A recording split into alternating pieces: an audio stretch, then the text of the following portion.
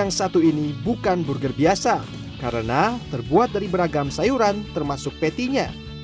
Jika selama ini bahan patty burger adalah daging, di sini segala jenis daging diganti dengan aneka sayur. Peminat burger sayur ini ternyata tak sedikit. Nggak nyangka kalau itu sayuran, karena rasanya yang tadi sate apa tuh kayak ayam banget, terus yang steaknya juga kayak daging banget. Jadi nggak nyangka aja kalau itu sayuran. Ini kan mushroom ya, ya mirip-mirip daging sih, walaupun enakan daging, tapi bisa dimakan enak juga, lumayan rasanya.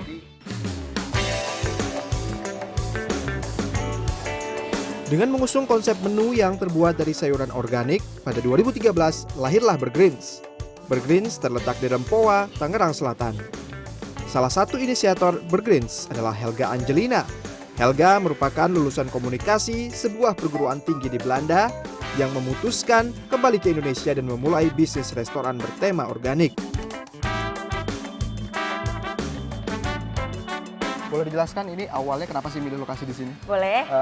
Jadi awalnya karena pertama kali kita buka itu kan memang produknya produk baru untuk segmen market yang baru. Nggak banyak orang yang waktu itu percaya idenya bakal jalan. Nah kebetulan kita ketemu sama ownernya Songolas. Terus kita diperbolehkan untuk menggunakan 2 kamar kosan ini dibobol menjadi restoran. Oh, ini dulu awalnya kosan ya? Kamar kosan. 2 kamar kosan. Ya. Pada saat itu memulai awal bisnisnya menghabiskan berapa juta gitu buat modal? Waktu itu karena modal pribadi cukup kecil lah ya untuk restoran, jadi waktu itu kita habis 200 juta. Habis 200 juta. Dengan berapa karyawan pada saat itu? Berdua. Berdua aja menjalan. Founder saya doang. Oh.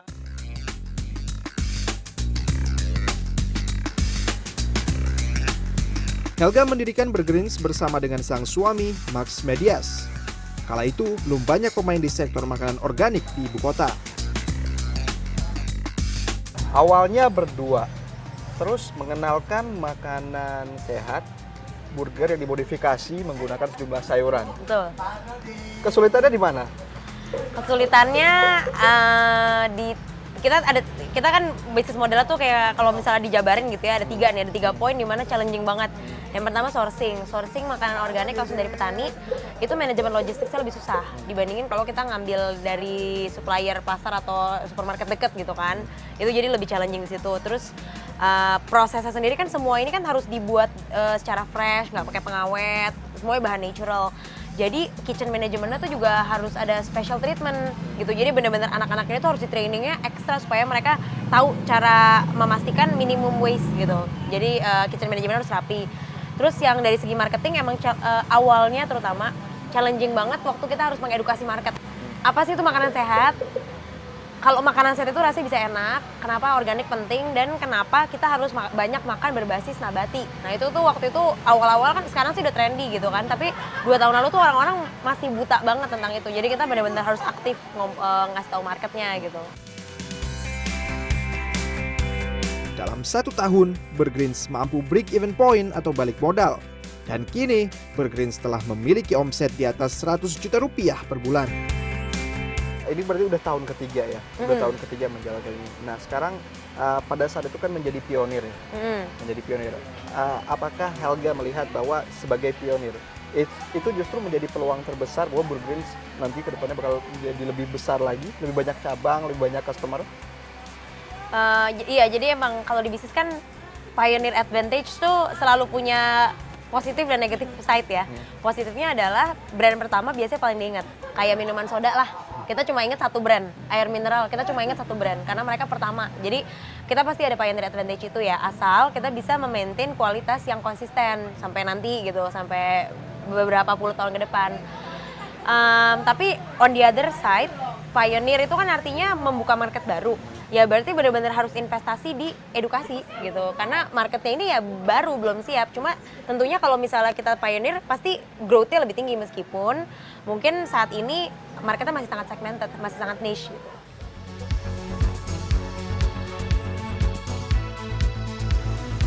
Interior Burgreens memang lebih didominasi warna-warna tua dan kalem. Tak banyak hiasan dinding, namun kesan vintage dan kembali ke alam terasa.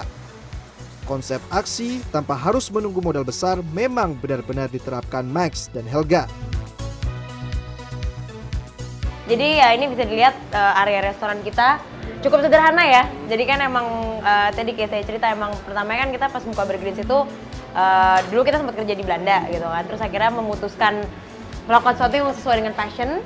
Terus akhirnya ya dengan modal tabungan seadanya kita buka ini. Dan kita tuh fokusnya di core produknya sendiri kan, di makanan. Jadi untuk interior ya memang kita seadanya. Tapi Iya. siapa sebenarnya orang yang paling bertanggung jawab menyajikan menu itu supaya tetap terjaga kualitasnya, rasa dari dulu sampai sekarang? Ya. Kebetulan sih yang megang inovasi menu, terus quality control itu suami saya, partner saya juga, Max. Orangnya ada di sini. Halo Iya. Max. Halo, Ya, Mas. Iya. Uh, Kita boleh lihat ya gimana Boleh. proses penyajian menunya ya. Boleh. Boleh ya. Di sini. Oke. Langsung ke dapur aja? Boleh. Boleh. Oke.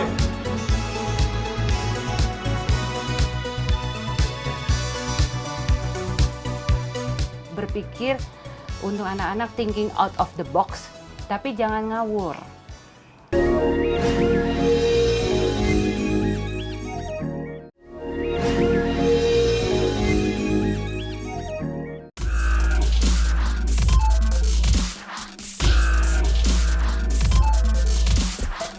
Max Padias pada awalnya terinspirasi dari gaya hidup Helga yang telah menjadi vegetarian sejak kelas 2 SMP.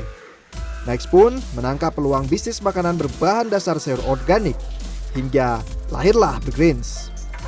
Ya kita sendiri kalau misal dari pemilihan bahannya, itu kita kan memang pakai nabati semua gitu ya. Jadi dari jamur, ada yang kacang merah juga, ada yang dari tahu juga gitu, dan banyak macamnya lah gitu. Terus sausnya pun kita membuat beda-beda gitu, tapi semuanya benar-benar kita mencoba tidak memakai mayonaise sama sekali gitu, karena mayonaise kan yang paling sering dipakai di luar sana gitu, tapi sebenarnya mereka mengandung banyak kayak pengawet, terus habis itu ada MSG-nya juga gitu kan. Jadi kita membuat sendiri gitu, ada yang dari kelapa, ada yang dari yogurt, terus ada yang tomat juga, dan ada banyak macamnya gitu. Terus yang penting juga gitu ya buat Burgerins tuh sebenarnya bukan hanya rasanya tapi juga bentuknya gitu. Jadi kita selalu mencoba membuat bentuk yang menarik buat orang-orang gitu. Bukan hanya burger biasa gitu. It's Burgerins, you know. Burgerins beda gitu. Patty yang digunakan Max beraneka ragam, terbuat dari tahu, tempe, dan bayam. Dan salah satu hal penting yang ditambahkan dalam burger ala Burgerins adalah alfalfa. Walaupun bentuknya kecil seperti ini, tapi kalau misalnya kita ngomongin energi di dalam makanan, dia tuh salah satu yang paling besar. Kenapa? Karena dia tuh benar-benar dari biji pecah, nah terus jadi tanaman. Nah dari biji untuk pecah itu kan cangkangnya keras, jadi dia membutuhkan energi hidup yang besar gitu. Nah jadi kalau orang-orang yang cancer, terus orang-orang punya penyakit kronis itu sangat disarankan buat makan kayak gini gitu.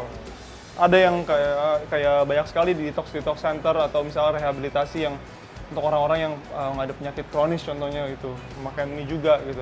Tapi kita nggak perlu ngomongin yang serius-serius. Ini enak rasanya. Gitu. Ini enak rasanya. Exactly. Oke. Gitu. Jadi gimana sih burger ini, roti, patty, sama ini semua bisa menyatu dalam satu burger yang disebut Burgerins itu seperti apa sih?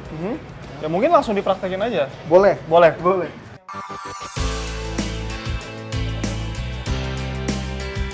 Saat menemukan menu ini, Max mulai menciptakan beberapa burger yang menjadi cikal bakal Burgerins. Max membuat sejumlah tester yang diuji coba pada sejumlah pembantu rumah tangga asal Indonesia yang ada di Belanda. Ternyata, cara ini cukup jitu untuk menciptakan produk yang bisa diterima oleh lidah masyarakat di tanah air. Max, ini kan dengan modal terbatas pada saat itu memilih lokasi yang dikatakan cukup agak sulit diakses. Tetapi orang masih balik lagi ke Burgerins. Apa sih sebenarnya strategi yang Anda lakukan? Kita juga punya banyak momen gitu dimana aku sendiri kayak itu sama Helga mungkin pergi ke Bandung untuk nyari lotek terenak di Bandung gitu contohnya. Terus tempatnya tuh jauh banget gitu di situ. Tapi tetap kita datengin gitu. Jadi emang kekuatan restoran atau bisnis makanan itu adalah di makanannya gitu. Yang lainnya tuh adalah bonus gitu ya. Walaupun jadi itu Burgerins juga seperti itu gitu ya. Burgerins juga kita fokuskan sama makanan, kualitas makanannya harus tetap terjaga, fresh, terus tetap enak, terus tetap inovasi juga gitu ya.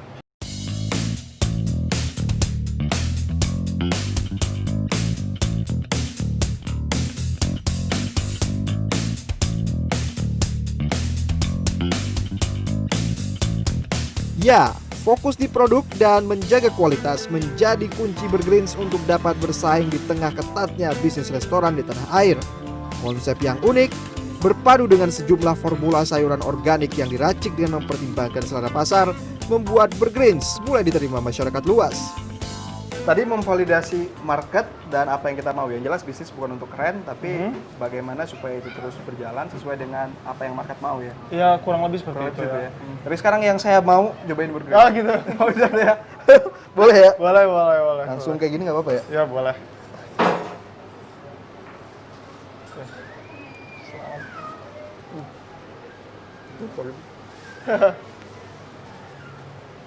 Ada kelapa. Ada kelapa Nah, ini patty-nya dari bayam. dari bayam ya.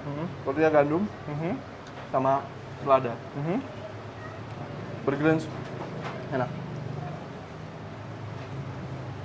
Makasih mas. Sip. Thank you banget. Beneran enak kan?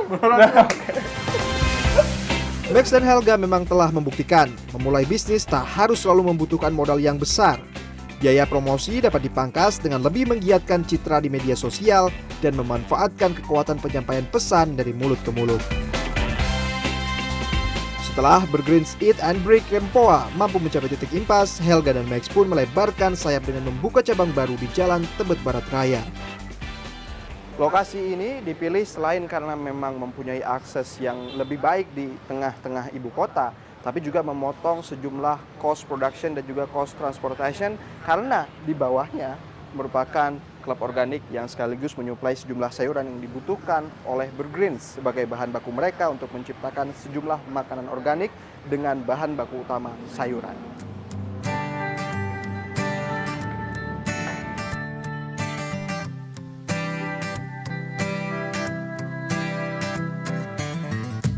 Konsep kemitraan untuk mendapatkan langsung bahan baku merupakan andalan Burgreens.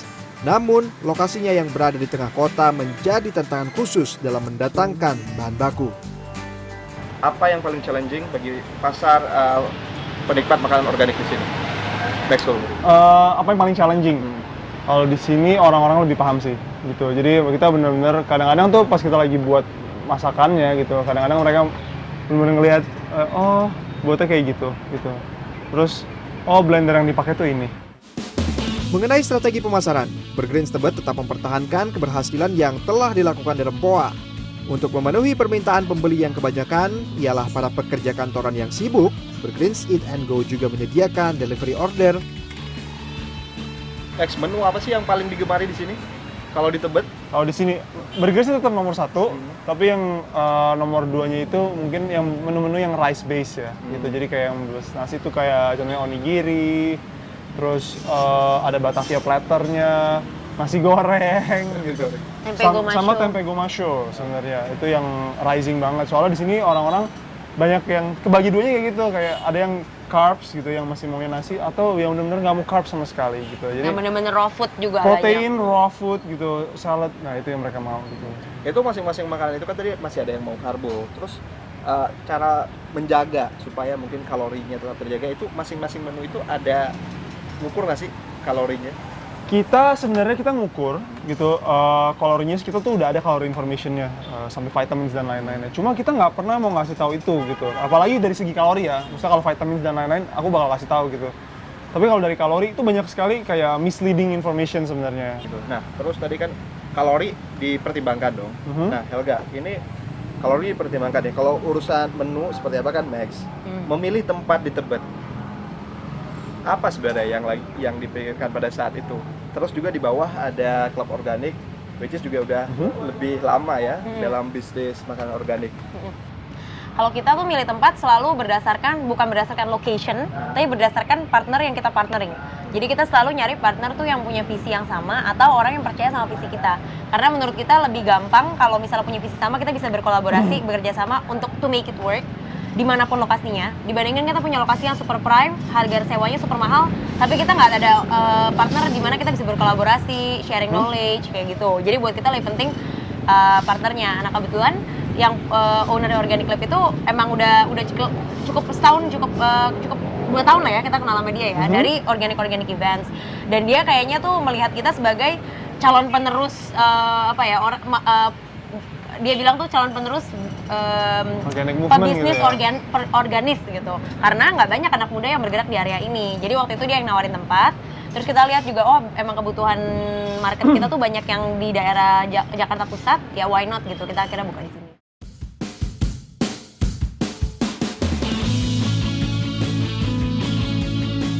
Selain dari makanan, sejumlah menu minuman yang terbuat dari campuran sayur dan buah-buahan juga digemari pasar ibu kota. Burgreens memiliki hampir 50 menu, mulai dari veggie burger yang dipatok Rp48.000 hingga Rp125.000, steak dari Rp55.000 hingga Rp80.000, serta salad dan mie berbahan sayur. Burgreens memang bukan hanya sebuah bisnis dengan mengedepankan profit. Max dan Helga mengedepankan konsep socialpreneurship atau kewirausahaan yang mempunyai kontribusi sosial. Sejumlah pekerja yang bergabung bersama Burgreens pun mendapatkan dampak positif lain selain pemasukan tetap, seperti Zulaika. Zulaika dulu ialah penderita tumor payudara. Kan juga ada kayak suatu sakit gitulah. Jadi ada dampaknya juga sih, kayak kerja di sini jadi tahu kalau untuk nyembuhin atau seenggaknya meminimalkan, ngurangin kayak penyakit kayak gitu, makanannya kayak itu lebih dijaga lagi sih. Jadi lagi belajar jadi vegetarian, susah sih tapi ya harus.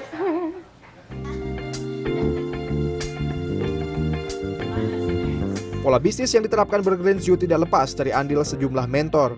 Salah satunya Nur Santi Wibisono yang sudah berbisnis retail pangan organik selama 7 tahun lebih. Untuk mereka yang diutamakan adalah bekerjanya terarah, sustainability atau berkesinambungan, dan juga dalam menerapkan ide jangan liar. Tapi ide yang bisa terimplementasi, diterima oleh pasar. Nah, untuk anak-anak muda yang lain, ya saya yang kebetulan sudah duluan dan tidak termasuk muda lagi, selalu berpikir untuk anak-anak thinking out of the box, tapi jangan ngawur. Nah, inilah kadang-kadang mereka ngawur, terus juga market itu adalah sesuatu yang siap menerima, tetapi untuk sesuatu yang bisa diterima. Nah, biasa anak-anak muda trial dan errornya itu terlalu banyak, dan juga jangan nekat. Bisnis itu harus pakai tekad.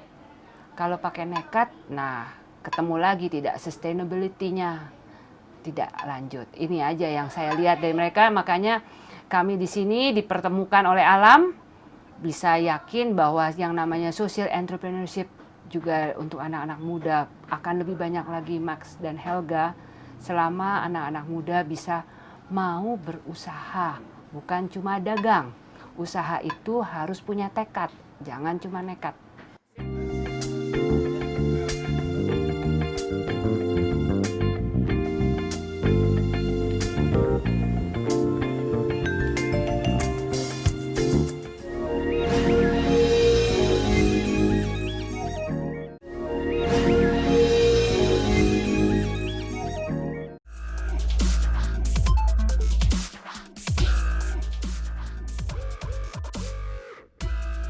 Geliat bisnis Burgreens di segmen makanan sehat telah membuat usaha makanan sehat lebih dilihat masyarakat luas. Dengan konsep menjaring lebih banyak wanita untuk memiliki kemandirian sosial, Helga pun kerap diundang ke sejumlah seminar. Konsep promosi dan optimalisasi bisnis melalui sosial media membuat sejumlah pihak tertarik dengan perkembangan bisnis Burgreens sebagai contoh bisnis model.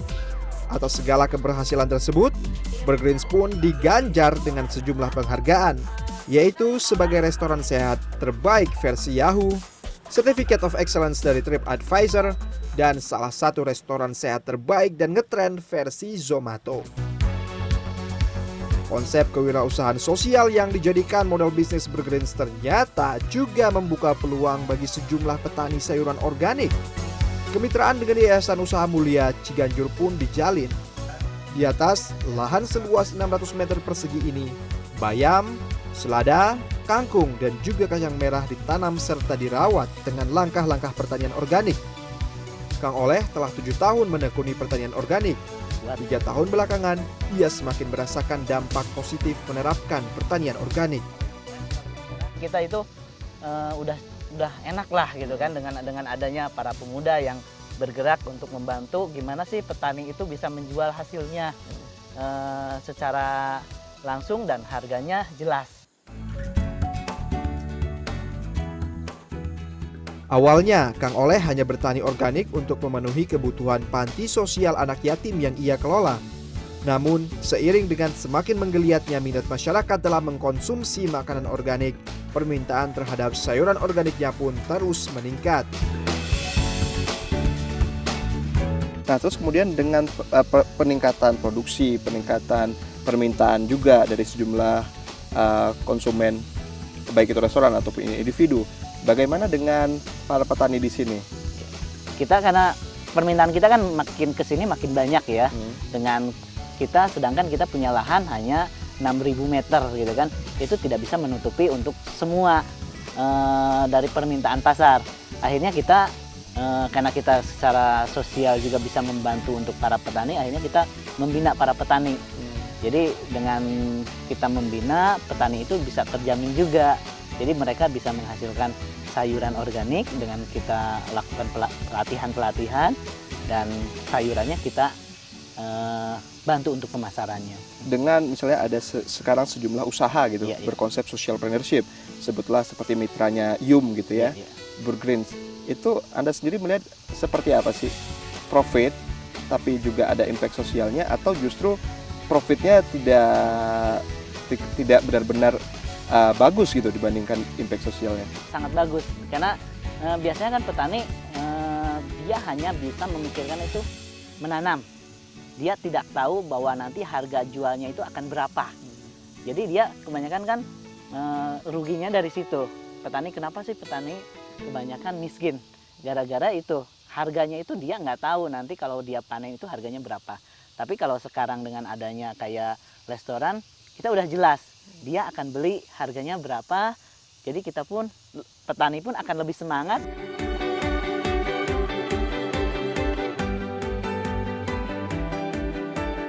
Kerjasama yang terjalin antara Yayasan Usaha Mulia dan Burgreens diakui menambah antusiasme petani organik yang dihimpun yayasan ini. Salah satu sayuran yang banyak dipesan adalah selada organik. Sekitar 80 kg selada dikirim setiap bulannya. Pembinaan petani organik di Yayasan Usaha Mulia saat ini memang belum mampu sepenuhnya lepas dari sejumlah donatur. Namun, dengan konsep usaha kewirausahaan sosial yang terus berkembang, nantinya yayasan ini akan mampu hidup mandiri. Sampai sekarang sih kita masih dalam proses ya untuk lebih berkembang lagi, tapi kita mulai cukup settle itu sekitar tahun 2012. Artinya kita di sini mulai mengembangkan sebagai sarana produksinya, tapi kita juga berpikir bagaimana kita bisa memasarkan produk-produk pertanian kita gitu. Dan itu kita mulai dengan bazar, kita mulai menyebarkan flyer, kemudian kita mulai kirim email pada rekan-rekan Yum tentang pertanian organik kita, tentang produksi sayuran organik kita, dan kita ya jatuh bangun juga gitu untuk membangun pertanian organik sampai menjadi seperti sekarang ini gitu. Dan ya sekarang kita bisa bilang kita ada dalam progres yang bagus lah gitu. Max dan Helga dan Burgreens menunjukkan memulai bisnis tidak harus selalu diawali dengan modal yang besar agar bisa mendatangkan keuntungan berlipat ganda. Era berbisnis di masa kini telah berubah, tak hanya melulu memikirkan profit. Berbisnis juga berarti ikut memberdayakan masyarakat melalui kemitraan.